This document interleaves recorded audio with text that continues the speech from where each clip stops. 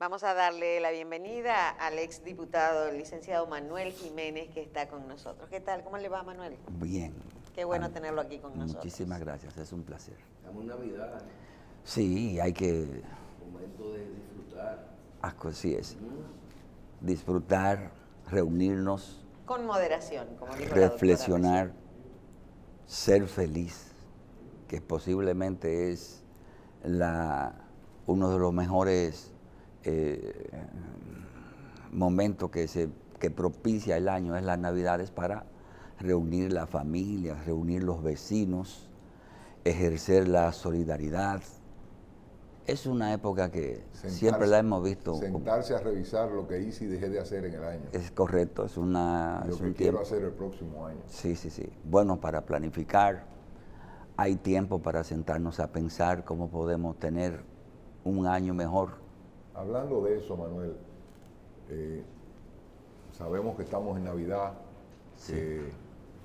los temas son Navidad, alegría, familia, paz, pero cuando tenemos una persona como Manuel Jiménez delante de nosotros, sabemos que fuiste una persona que durante 2 periodos fuiste diputado y aspiraste a la alcaldía de Santo Domingo Este en las elecciones anteriores, Sí. del 2016. Ya pasó un año de estas elecciones, más de un año y piquito. ¿Y qué ha pensado Manuel Jiménez hacer en estas próximas elecciones? Porque sabemos que no eres un hombre de quedarte sentado en tu casa para que después te digan, ¿y tú qué hiciste? No, Manuel Jiménez quiere que cuando lo recuerden digan Manuel Jiménez, si no hizo, intentó hacer. Así es. ¿Qué piensa Manuel Jiménez hacer para el 2020? Bueno, en el 2020 está un poco lejos todavía. Sin embargo, la política, como todas las actividades que uno desarrolla con un plan, debe comenzarse temprano, debe tener una acción continua. En cierto punto, la política es continua.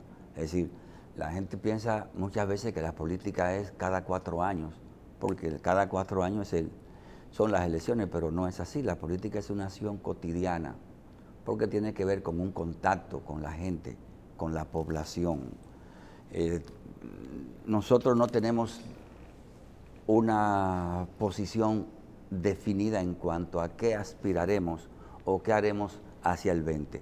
Estamos muy concentrados en crear un espacio político que nos permita en cualquier momento, ya sea en el 20, sea antes, sea después, tener incidencia en las decisiones políticas en República Dominicana. Por eso nosotros fundamos un movimiento, Compromiso RD. RD quiere decir Restauración de la Democracia. Esa organización reúne a todas las personas que nos apoyaron, todos los que nos relacionamos políticamente en el proceso pasado. ¿Qué hacemos con Compromiso RD? Bueno, un proceso de crecimiento, desarrollo, educación política. Es una organización que está muy vinculada a las respuestas que tiene que dar la sociedad dominicana a las situaciones políticas de estos momentos. Especialmente en Santo Domingo Este lleva una gestión de denuncia. Nosotros vivimos en la ciudad peor administrada del país, que es Santo Domingo Este. Es un municipio no solo con todas las carencias, sino que funciona violando prácticamente todas las reglas de la administración municipal. Y Compromiso RD tiene el compromiso, ¿verdad?, valga la redundancia, de estar atento, estar pendiente, presente y responder a los desmanes que se cometen día a día en Santo Domingo Este. Se está hablando de hacer un bloque de oposición unificado. Sí. Hay varios líderes políticos hablando de esto, varios partidos hablando de esto. En la elección del 16, tú fuiste por un partido como candidato a alcalde. ¿Estarías tú de acuerdo en entrar en ese bloque de oposición al gobierno y a las cosas mal hechas? Porque la gente cree que es solamente al gobierno, sino, como tú acabas de decir, en Santo Domingo Este es el municipio peor administrado según tus estadísticas. En el municipio de Santo Domingo Este quizás no se esté recogiendo la basura como tú entiendes que se está recogiendo, o hay alguna irregularidad de cualquier tipo. ¿Cree Manuel Jiménez que peleando solo puede conseguir mejorías en su municipio? ¿O tú entrarías a ese bloque de oposición para tener más fuerza y tener la unión de varios partidos? Solo no gana nadie. Es decir, en política hay que asegurarse de establecer la máxima unidad posible en todos los procesos. Siempre hay organizaciones con las que uno coincide. Así que nosotros hacemos un ejercicio actual, no lo estamos mirando para el 20. Actualmente en Santo Domingo Este incluso tenemos un mecanismo de unidad de la oposición. O es decir, nos reunimos frecuentemente, se llama así, acción conjunta. Esa acción conjunta se desarrolla con la participación de todas las organizaciones políticas de oposición. Eso significa que creo exactamente en lo que planteas. Se necesita de una amplia unidad. Nosotros hemos sostenido que lo que vive República Dominicana no es un gobierno, es un régimen. El PLD ha establecido un régimen en República Dominicana, un régimen de fuerza, que se administra sin ningún tipo de contemplación, ni respeto, ni por las reglas, ni por las leyes, ni por la propia ciudadanía. En ese sentido, se hace necesario la unión de todas las fuerzas opositoras para asegurar que ese régimen sea derrotado. Nosotros no tenemos ninguna duda de que hay un acercamiento importante, el que a lo mejor no se produjo en las elecciones pasadas, para que en Santo Domingo Este y en todo el país la oposición pueda concertar un gran acuerdo. Ese acuerdo debe ser en principio un acuerdo de orden programático, es decir, qué país es que queremos, tema por tema. Y las organizaciones comenzamos a discutir tema por tema el país que República Dominicana necesita. Es decir, qué Estado, qué tipo de administración debe instalarse en República Dominicana para que no sigamos. ¿Y han pensado ustedes en ese llevamos? grupo que tienen en Santo Domingo Este llevar una candidatura en común? O sea, decir, bueno, el año pasado perdimos porque el PRM llevó un candidato, Miguel Jiménez fue por su lado, el PLD fue por su lado. Vamos a hacer un bloque de oposición y vamos a elegir un candidato en específico que entendemos que es Pedro el Cojo, porque Pedro el Cojo llena estos requisitos, todos los grupos están de acuerdo para poder enfrentar a una alcaldía que ya tiene, creo que 12 años bajo el poder del gobierno de turno, Sí. y que todos los años reclaman que la cosa va mal, pero vuelven y ganan. Y Así entonces, de esta forma, poniendo un candidato en común, se quitaría, como digo yo, y discúlpame si no es así, la falta de apoyo que tuvo Manuel Jiménez cuando fue a reclamar a la Junta que las elecciones no fueron las correctas. Sí. Manuel Jiménez fue solo a la Junta. No es lo mismo Manuel Jiménez ir representado por el presidente del Partido Reformista, por el presidente del Partido Revolucionario Moderno, por el presidente del movimiento de ustedes, ¿tú me entiendes? O sea, no es lo mismo cuando va un grupo de personas. ¿Han pensado ustedes en eso? Sí, por supuesto. Es decir, la respuesta tiene que ser una respuesta unificada para el próximo proceso. El próximo proceso tiene que comenzar a ser visualizado desde ahora en algunos órdenes. Tiene que haber una nueva ley electoral y una nueva ley de partidos. Es decir, tiene que ser regulado el sistema, tanto de las organizaciones como el sistema que tiene que ver con los procesos en sí. Sin eso, a lo mejor, las organizaciones, en el proceso del 20, a lo mejor no busquemos nada. Si no hay un proceso previo que ponga claras las reglas del juego, con todo lo que tiene que ver un proceso, y ese proceso tiene que ser construido ahora, y tiene que ser construido en una lucha. Y en esa lucha tiene que participar el pueblo, la sociedad. Es decir, si el montaje de las elecciones del 20 va a ser como el que pasó en el 16, no, a la oposición que no sueñe con nada. Por eso a la oposición le toca una lucha muy dura desde ahora, para asegurarse de poner las reglas claras. Sin eso, el gobierno y el partido de gobierno seguirían con ventaja en el proceso. De manera que hay que decirlo desde ahora y aclararlo.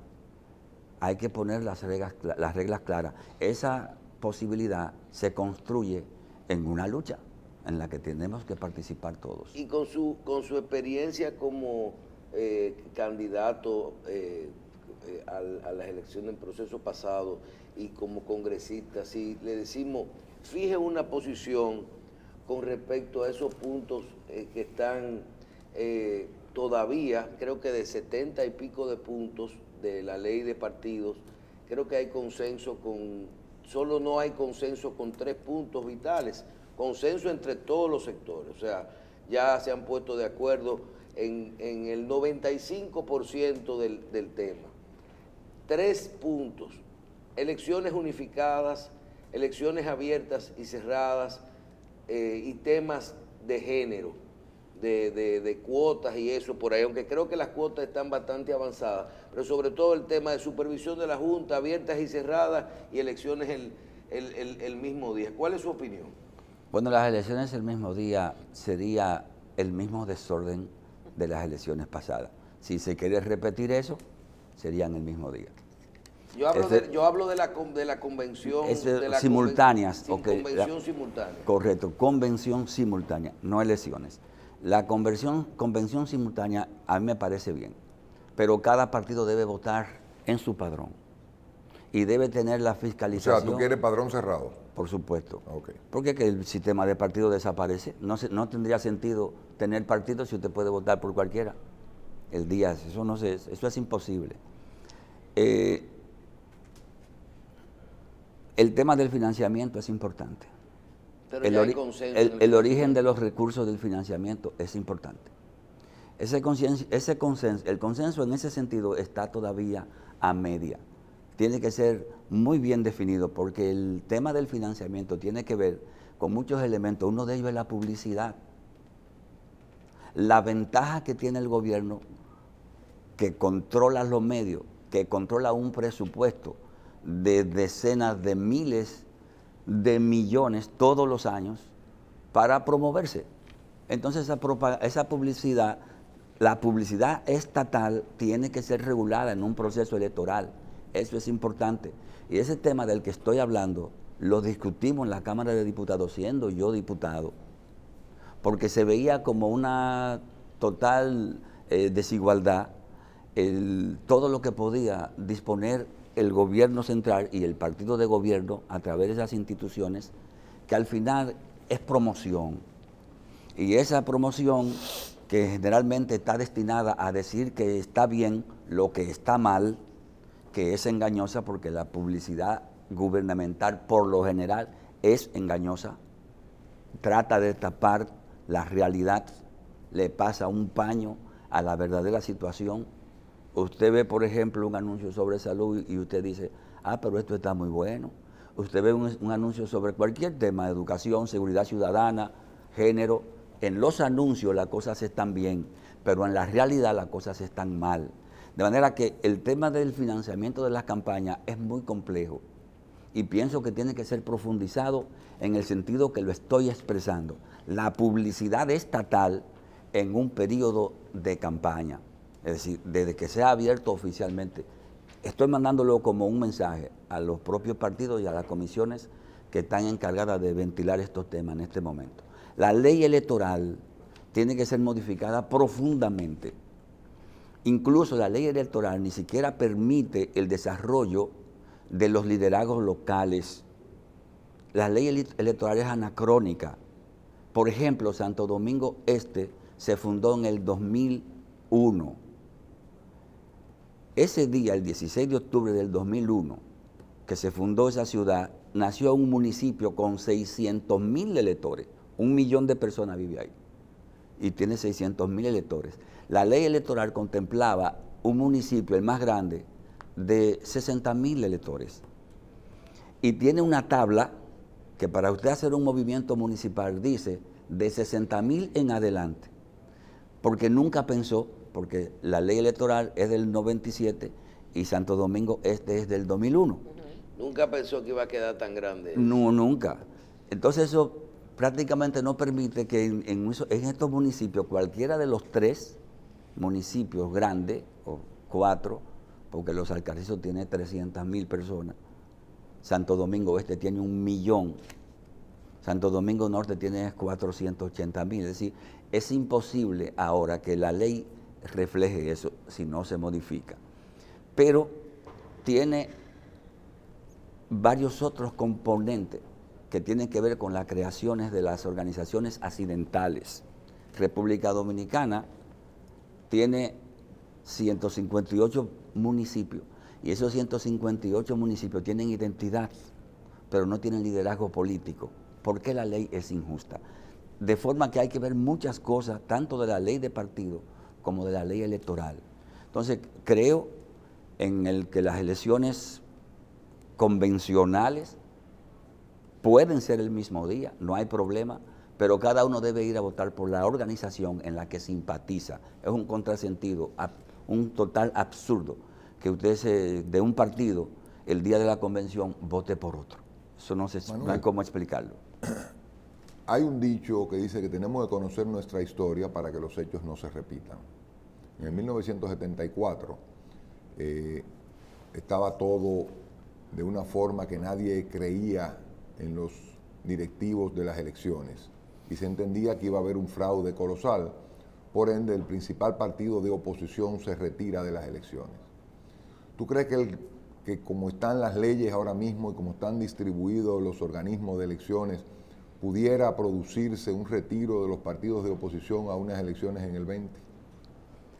Si no hay voluntad de organizar legalmente el proceso, que sea justo, que sea equitativo, la oposición, que debió hacerlo en las elecciones pasadas, porque se denunció más de una vez que de lo que se trataba, incluido el tema de los escáneres, que ya no hay cuestionamiento sobre eso, se sabe que fue todo un montaje, pudo haber tomado una decisión de fuerza. No sería la primera vez. Ocurrió en el 74, ocurrió en el 63, Juan Bosch en el 62, perdón, 15 días antes de las elecciones, decidió no participar si no se superaban un conjunto de distorsiones que estaba preparada para hacerle un fraude, y prácticamente detuvo el país políticamente y tuvo que tomarse decisiones políticas que permitieran que él, que tenía el apoyo del pueblo, finalmente ganó con un 62%. Es decir, que eso no es nuevo. Aquí hubo más de un indicio en las elecciones pasadas que decía que esas elecciones iban a ser viciadas y fueron denunciadas en todos los escenarios. Sin embargo, la oposición no tuvo el suficiente valor, vamos a decirlo así, para decir no vamos a estas elecciones y delegitimizar el proceso, que de eso es de lo que se debe tratar. Si un proceso se está apartando de la ley, lo menos que puede hacer el que va a ser perjudicado de ese proceso es retirarse a tiempo para no ser engañado. Entonces, por eso hay que hacerlo desde ahora. Por eso estoy planteando que tanto la ley de partido como la ley electoral tienen que ser revisadas con el interés nacional, no con el interés de un partido, no con el interés de un sector. Eso no es política. El PLD está empeñado en imponer su interés en este proceso, el interés que tiene la organización de perpetuarse allí, de pasarle por encima todas las reglas, al sentido común de la política. Entonces, a eso, desde ahora, la oposición tiene que enfrentarlo con suficiente carácter. La oposición tiene que darse a respetar. Una oposición blandita, el pueblo no la apoya. La oposición tiene que ser, cuando el gobierno es duro, la oposición tiene que tener unas respuestas igualmente duras. Bueno, lo que pasa es que la oposición está tratando de hacer su rol de oposición, pero la prensa no lo ayuda. Es lo que se queja la oposición, que todo lo que ellos dicen, que todo lo que ellos opinan, la prensa no se lo publica. A la oposición que se olvide de la prensa está comprada. La oposición que tome las calles, poder de pueblo se llama eso. Pero es que en el 78 no teníamos prensa. En el 74 el pueblo dijo, no vamos a ese engaño. Y se convirtió en un proceso de lucha que duró 4 años, pero en el 78 sin prensa sin la ayuda de nadie, que no fuera un pueblo apoyándolo, pero todas las organizaciones estaban en medio de ese proceso. Todas las organizaciones siguieron, no solo se retiraron en el 74, no tomaron un día de vacaciones. Cuando se lucha por un objetivo, por un propósito, la lucha es permanente, es continua, es creciente, la lucha es inclusiva, es abierta, es frontal. Eso le falta a la oposición. Licenciado, pero usted duró muchos años en la fila siendo militante del Partido de la Liberación Dominicana, partido que usted cuestiona y que salió a raíz de ese proceso de convención o de elección de la candidatura a alcalde de Santo Domingo Este. Usted durante muchos años participó de ese proceso. ¿Realmente hoy usted sale de ahí por el tema de la discusión en la candidatura, o es que usted cambió todos sus ideales tradicionales con respecto al Partido de la Liberación Dominicana? Todo lo contrario. El PLD cambió todos sus ideales respecto de su propio origen. El mismo día no, de que eso ocurrió de la candidatura. Para nada. El PLD, entré al PLD, el PLD era una esperanza para República Dominicana. Entré al PLD en el 88. Veíamos los dominicanos al PLD como la oportunidad, porque ese era el planteamiento del PLD de Juan Bosch. Manuel Jiménez es ahí que entra. Manuel Jiménez no entra al PLD cuando llega al gobierno, ni mucho menos. Gasté varios zapatos para que el PLD llegara al gobierno en el 96. Era otro partido, tenía otra visión. Manuel Jiménez no ha cambiado un solo punto de vista de sus principios, por los mismos que entré al PLD. El PLD sí se ha apartado completamente. ¿En qué año usted dejó de ser diputado? No, en el 16. Yo fui diputado del 2000, hasta el 2016, ¿verdad? Desde el 2 al 16. Entonces, mire, y fui un diputado con un historial que está escrito en las páginas. O sea, usted no votaba en bloque ni nada. Para nada, nunca lo hice. Ni recibía líneas del comité político. Por supuesto que no. Si las líneas del comité político se ajustaban a la ley y a la regla, Manuel Jiménez las asumía. Si las líneas se apartaban de la ética, de los principios, de los propios fundamentos del PLD, Manuel Jiménez no la apoyaba. Yo fui un rebelde en el PLD, no vaya usted a creer que era que decían voten. No, espérate, vamos a ver por qué vamos a votar. Por eso en muchas ocasiones Manuel Jiménez votó con la oposición, si tenías razón. Lo que yo hacía en el PLD era llevar un enfrentamiento. Mi enfrentamiento no se produjo en las elecciones pasadas. Mi enfrentamiento es algo muy serio en el PLD y se inició, ¿usted sabe desde cuándo? Desde que el PLD se instaló en el poder. Mi primera oposición al PLD tuvo que ver con la modificación estatutaria que se introdujo entre el 30 de junio, que fue la segunda vuelta del 96, y el 16 de agosto del mismo 96. ¿Usted no cree en la reelección? No. Oiga lo que planteó el PLD. En el PLD, en los estatutos, se prohibía que los miembros del comité político fueran funcionarios. Y desde que ganó las elecciones el PLD, lo primero que hizo fue solicitar una modificación a los estatutos antes de instalarse. Esa modificación la consiguió con el rechazo del voto de Manuel Jiménez y de muchos otros. Ahí fue cuando modificaron que los miembros del comité político tenían que ser rango de ministro.